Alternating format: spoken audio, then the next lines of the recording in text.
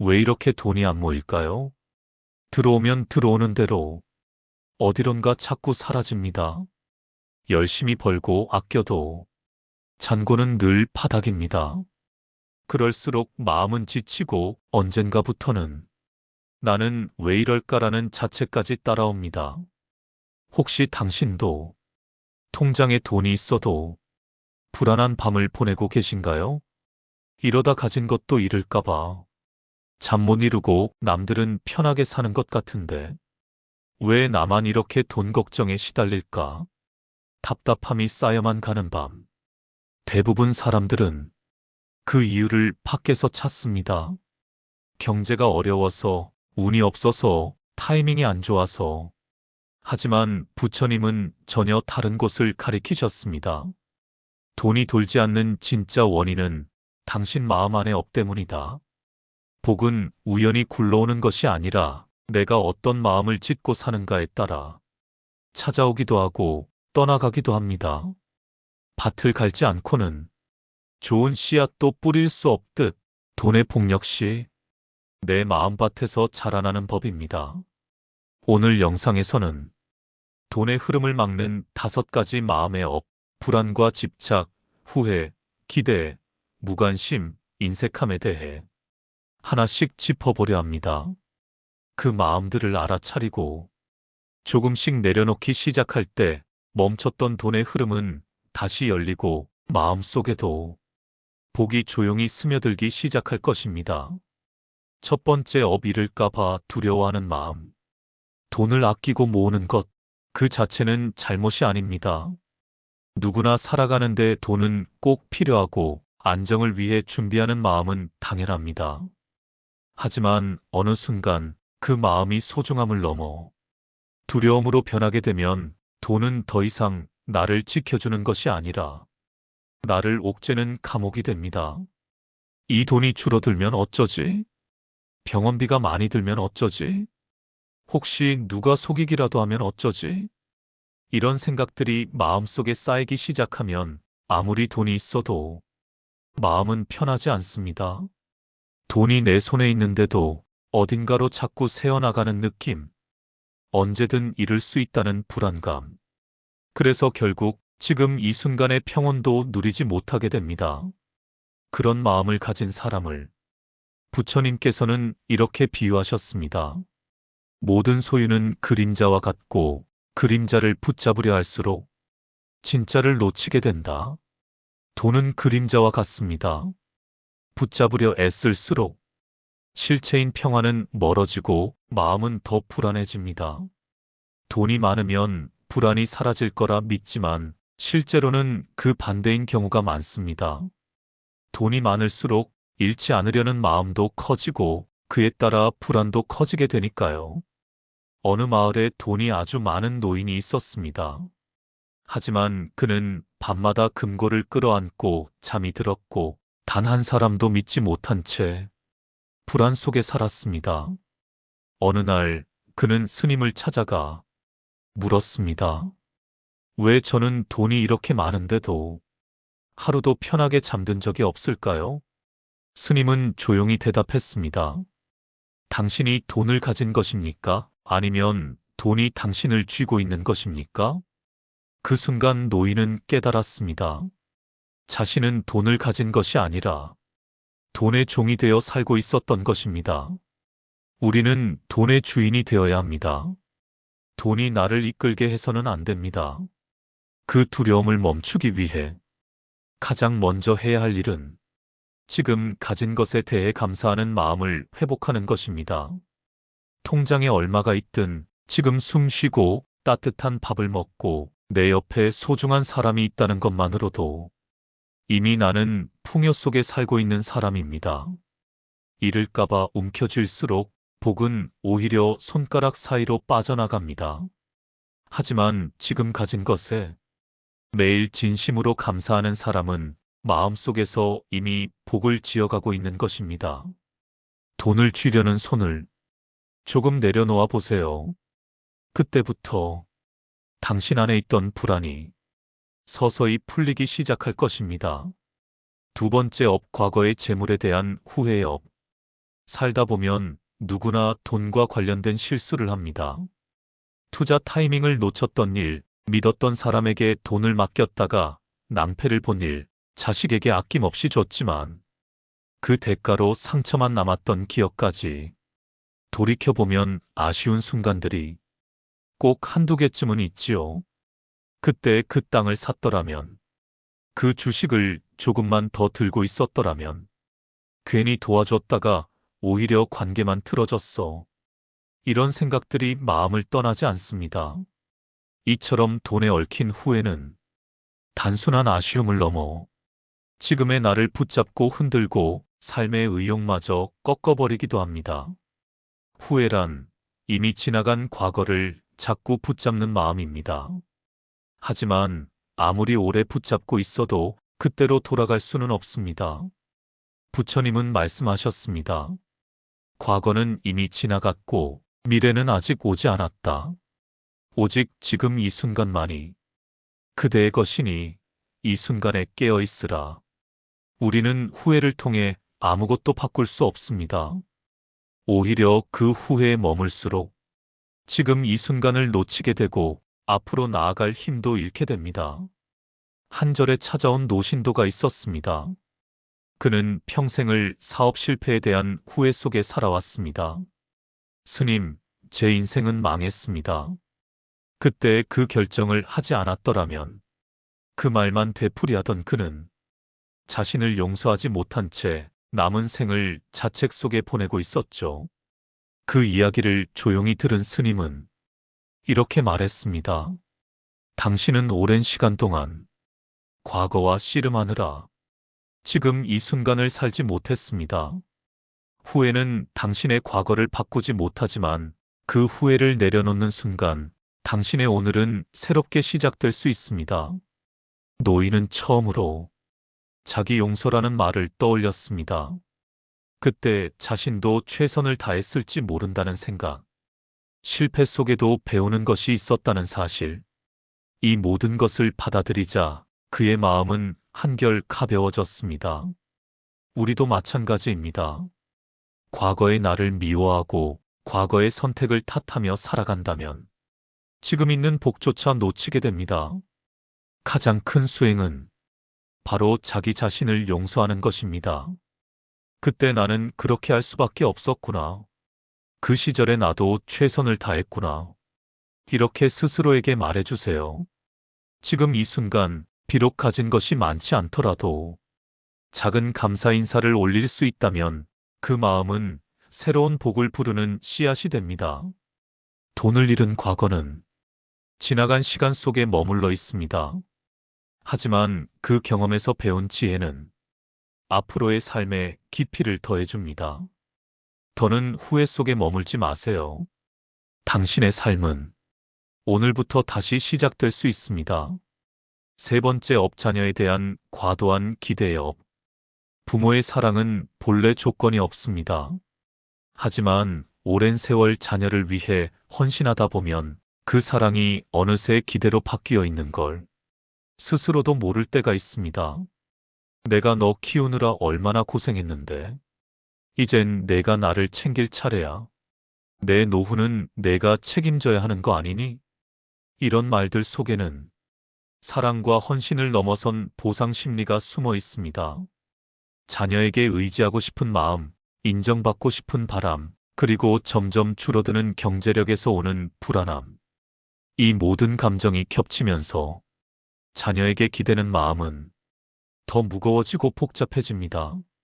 그러다 자녀가 내 마음처럼 움직여주지 않으면 실망하고 서운해하고 결국엔 관계에 금이 가기도 합니다. 부처님께서는 말씀하셨습니다. 모든 생명은 각자의 인연을 따라 살아간다. 서로 도우되 집착하지 말라. 자녀는 내 몸에서 태어났지만 결코 나의 소유물이 아닙니다. 그들도 각자의 길을 걷는 하나의 독립된 존재입니다. 그런데 우리가 자녀에게 너무 많은 것을 바라게 되면 그 사랑은 더 이상 순수하지 않게 됩니다. 내가 이만큼 해줬으니 너도 이만큼은 해야 한다는 마음은 결국 서로에게 상처를 남기게 됩니다. 한 노인은 평생 자식들 뒷바라지에 모든 것을 바쳤습니다. 먹고 싶은 것도 참고 하고 싶은 것도 미뤘습니다. 하지만 나이가 들고 몸이 약해진 후 자식들이 바쁘다는 이유로 자신을 돌보지 않자 크게 실망했습니다. 스님, 제가 얼마나 희생했는지 자식들은 모릅니다. 저는 왜 이렇게 서럽고 외로울까요? 그 이야기를 조용히 들은 스님은 이렇게 말했습니다. 당신이 자식에게 준 것은 이미 당신의 공덕입니다. 그 보답을 바라는 순간 그 공덕은 무거운 짐이 됩니다. 기대하는 마음을 내려놓고 이제는 그들의 삶을 축복해 주세요. 그 마음이 결국 당신에게 가장 따뜻한 인연으로 돌아올 것입니다. 그날 이후 노인은 자식들을 향한 기대 대신 축복의 기도를 시작했습니다. 그 마음이 통했던 걸까요? 얼마 지나지 않아 자식들이 먼저 연락을 해오고 예전보다 더 따뜻한 관계가 이어지기 시작했습니다. 우리는 자녀를 통해 무언가를 얻으려 해서는 안 됩니다. 그들의 성공이 내 성공이고 그들의 사랑이 내 안정이라는 생각은 언뜻 보기엔 자연스러워 보이지만 사실은 복을 막는 집착이 될 수 있습니다. 자녀를 향한 과도한 기대를 끊는 실천은 바로 조건 없는 응원입니다. 지금부터라도 자녀에게 물질적인 도움을 바라기보다 따뜻한 말 한마디, 지혜로운 조언 한 줄, 그리고 무엇보다 그들의 삶을 존중해주는 마음을 건네보세요. 그것이 바로 돈보다 소중한 복을 키우는 길이며 자녀와의 관계에서 진짜 평화를 얻는 방법입니다. 네 번째 업, 건강을 소홀히 하는 업. 돈이 많으면 다 해결될 거라 믿는 사람들이 많습니다. 하지만 어느 순간 아무리 많은 돈이 있어도 이것만은 돈으로 살 수 없구나 하고 깨닫게 되는 것이 있습니다. 바로 건강입니다. 젊을 땐 잘 느끼지 못합니다. 조금 피곤해도 참을 수 있고 밤을 새워 일해도 버틸 수 있었으니까요. 하지만 시간이 흐르고 몸이 약해지면 그동안 소홀히 했던 내 몸이 조용히 그러나 분명하게 말하기 시작합니다. 이제 그만 좀 돌봐달라고 말이죠. 많은 사람들이 젊을 때는 돈 벌어야 하니까 나중에 여유 생기면 챙기면 되지 하며 자기 몸을 뒤로 밀었습니다. 하지만 그 미움의 대가는 생각보다 더 크고 깊습니다. 부처님께서는 이렇게 말씀하셨습니다. 건강은 가장 큰 이득이며 만족은 가장 큰 재산이다. 몸이 건강하면 돈은 언제든 다시 벌 수 있습니다. 하지만 몸이 무너지면 그 어떤 재산도 내 삶을 지켜주지 못합니다. 한 마을에 큰 부자가 있었습니다. 평생을 아끼지 않고 일하며 막대한 재산을 모았지만 건강을 돌보지 않은 탓에 나중에는 병상에서 움직일 수도 없었습니다. 그는 말했습니다. 지금 내가 가진 전 재산을 다 내줄 테니 단 하루만이라도 예전처럼 걸을 수 있었으면 좋겠다. 그는 눈물로 후회했습니다. 하지만 이미 늦은 뒤였습니다. 그 이야기를 들은 스님은 말했습니다. 돈은 잃어도 다시 벌 수 있지만 건강은 잃으면 되돌리기 어렵습니다. 그대는 가장 귀한 것을 가장 늦게 알아차렸습니다. 건강을 잃으면 삶의 기쁨도 함께 사라집니다. 음식을 먹어도 맛이 없고 밖에 나가고 싶어도 몸이 따라주지 않고 가족과 함께 있는 시간조차 고통과 불편 속에 지나가게 됩니다. 하지만 많은 이들이 이 나이에 무슨 운동이야? 몸이 아픈 건 나이 들면 당연한 거지. 하며 스스로를 포기합니다. 그러면서도 마음 한편에는 돈만 있으면 뭐든 해결할 수 있을 거야라고 믿지요. 하지만 건강은 돈으로만 해결되지 않습니다. 건강을 지키는 건 누군가 대신해 줄 수 있는 일이 아니라 오직 나만이 할 수 있는 일입니다. 건강을 소홀히 하는 마음, 그것이 바로 복을 막는 업입니다. 몸이 병들면 마음도 무너지고 마음이 불안하면 돈의 흐름마저 왜곡되기 쉽습니다. 이제부터라도 스스로에게 물어보세요. 내가 정말 잘 살고 있는가? 돈만 쫓느라 내 몸은 방치하고 있진 않은가? 거창한 운동이 아니어도 괜찮습니다. 매일 10분만이라도 산책하고 음식은 천천히 꼭꼭 씹어 먹고 잘 자고 잘 쉬고 감사한 마음으로 하루를 살아가는 것. 이런 사소한 것들이 결국엔 나를 살리고 삶을 따뜻하게 만들어줍니다. 돈은 건강한 몸 위에서 쓸 때 비로소 그 가치를 갖습니다. 몸을 먼저 돌보는 것, 그것이 진짜 돈의 복을 부르는 첫걸음입니다. 다섯 번째 업 나눔을 주저하는 인색함의 업. 돈이 많다고 해서 마음까지 풍요로운 것은 아닙니다. 오히려 가진 것이 많을수록 그걸 잃을까봐 불안하고 나눌수록 줄어들까봐 움켜쥐게 되는 마음. 그것이 바로 복의 흐름을 막는 인색함의 업입니다. 내가 가진 게 뭐 있다고 베풀겠어. 나중에 쓸 일이 생길지도 모르니까. 이런 마음은 겉으로는 현실적인 것처럼 보이지만 실제로는 마음의 문을 닫는 작고 단단한 두려움일 수 있습니다. 부처님께서는 이렇게 말씀하셨습니다. 나누는 자는 다시 채워지고 움켜쥐는 자는 가진 것조차 잃는다. 진정한 베풀문 물질이 아니라 마음에서 시작된다. 복은 흐름입니다. 돈도 흐름입니다. 흐르지 않고 머물러 있는 물은 시간이 지나면 썩습니다. 마음도 마찬가지입니다. 많은 사람들이 지금은 내가 줄 상황이 아니다라고 생각합니다. 하지만 베풀문, 크고 거창한 것이어야 할 필요가 없습니다. 따뜻한 말 한마디, 진심 어린 미소, 누군가의 이야기를 조용히 들어주는 마음, 내가 아는 지혜나 경험을 누군가에게 나누는 것만으로도 그 자체가 큰 보시가 됩니다. 한 마을에 돈은 많지만 늘 외로웠던 노인이 있었습니다. 그는 돈을 자식에게도 이웃에게도 나누지 않았고 자신의 미래만을 생각하며 조금도 베풀지 않았습니다. 그러다 어느 날 스님을 찾아가 이렇게 물었습니다. 스님, 저는 돈이 많은데도 왜 이렇게 허전하고 외롭죠? 스님은 말했습니다. 그대의 재물은 깊은 산속의 보물과 같소. 아무도 찾지 않으면 그 가치는 아무 의미가 없지요. 베풀면 그 보물을 세상에 드러내는 일이요. 그리고 그 빛은 다시 그대에게 돌아오게 되어 있소. 그 말을 들은 노인은 그날부터 작은 나눔을 시작했습니다. 이웃에게 따뜻한 음식을 나누고 동네 아이들에게 용돈을 주고 마음을 담아 인사를 건넸습니다. 놀랍게도 그는 점점 사람들의 따뜻한 눈빛과 진심 어린 미소를 받게 되었습니다. 그제야 그는 깨달았습니다. 진짜 부자는 돈이 많은 사람이 아니라 마음을 나눌 줄 아는 사람이라는 것을. 나눔을 주저하는 마음은 없는 것에서 비롯되는 것이 아니라 잃을까봐 하는 두려움에서 비롯됩니다.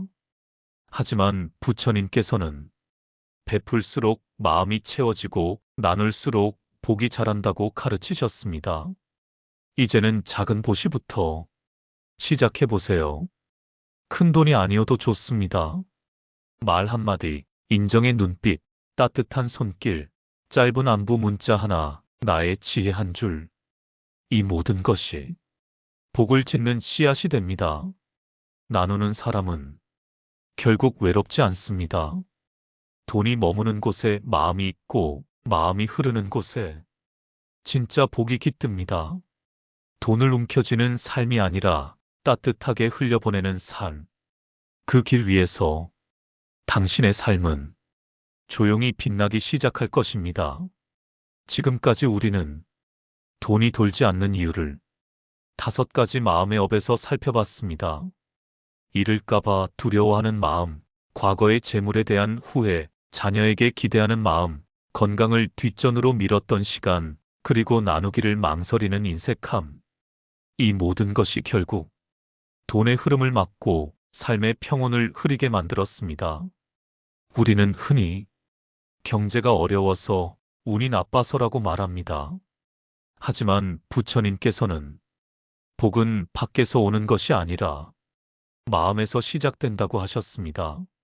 마음이 바르면 복은 그 마음을 따라 머물고 마음이 어지러우면 복 또한 흩어진다. 이 말씀이 뜻하는 바는 명확합니다. 복은 기회가 아닙니다. 복은 지금 내 마음의 상태입니다. 아무리 많은 재산을 가졌어도 불안한 마음으로 잠을 이루지 못한다면 그것은 복이 아닙니다. 반대로 가진 것이 많지 않아도 감사한 마음으로 하루를 살아갈 수 있다면 그것이 바로 복입니다. 어쩌면 지금 이 순간에도 복은 우리 곁에 머물러 있었는지도 모릅니다. 다만 우리가 그 복을 알아보지 못했을 뿐입니다. 마음의 문을 닫아두고 잃을까봐 움켜쥐고 과거를 붙잡고 후회하고 자녀에게 기대며 상처받고 몸의 신호를 무시하고 달려온 우리에게 복은 더 이상 머물 수 없었습니다. 하지만 이제 우리는 알게 되었습니다. 복은 멀리 있는 것이 아니라 내 안에 있다는 것을. 그렇다면 어떻게 해야 할까요? 지금 이 순간을 귀하게 여기고 과거를 용서하고 미래를 걱정하기보다 오늘 내가 할 수 있는 작고 따뜻한 일을 실천해 보는 것입니다. 자녀에게 바라는 마음을 내려놓고 그들의 삶을 진심으로 응원하세요.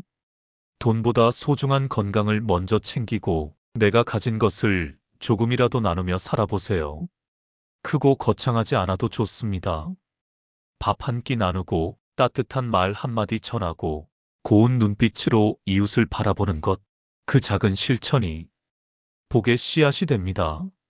복은 움켜쥐는 손에 머무르지 않습니다. 마음을 여는 사람에게 조용히 다가옵니다.